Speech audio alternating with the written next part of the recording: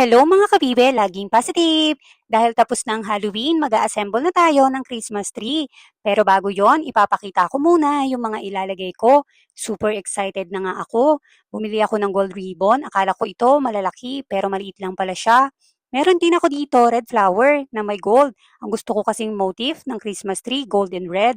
Siyempre, meron din akong star, yung ilalagay ko sa pinakataas. Gold din ang kulay niya.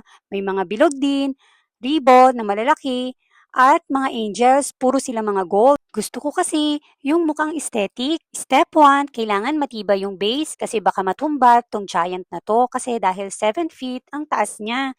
Parang pangarap lang, dapat may strong foundation. Medyo challenging din pala to, parang nagbubuo ng puzzle na puro dahon.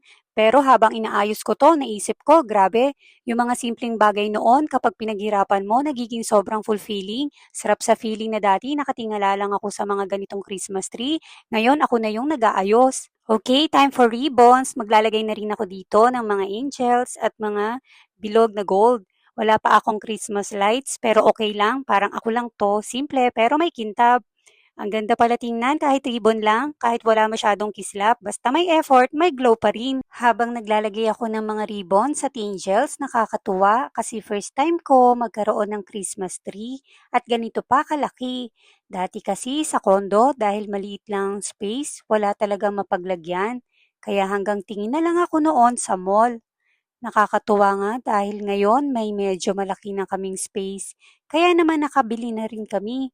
Kapag pala ganitong Christmas tree ang bibilhin nyo, yung parang white na snow, naglalaglagan at pwede nyo malanghap kaya naman, mas maganda mag-mask kayo, lalo kung may asthma. Habang nag-assemble lang naman kayo, pero pagkatapos naman na niyang mabuo, hindi na siya naglalaglagan. Sa mga gusto palang bumili ng Christmas tree na ganito, ilalagay ko na lang ang link sa comment section. Yung Christmas tree na to, maganda siya, maganda ang quality, at hindi basta-basta natutumba kahit 7 feet ang taas niya. Kapag gusto nyo naman na magtagal sa inyo, huwag nyo itapon yung box niya. Tapos kapag ililigpit nyo after ng Christmas, dapat maayos. Para next year, pwede nyo ulit magamit. Tapos bili na lang ng bagong ornamentals kung gusto ninyo ng bagong color motif. Pagkatapos nga ng mahabang pasensya at gutom, natapos din. Wow, ang ganda, sulit, ang pagod. Kaya lang wala nang pambili ng pagkain sa Pasko. Kapag nagutom, tumingin na lang sa Christmas tree.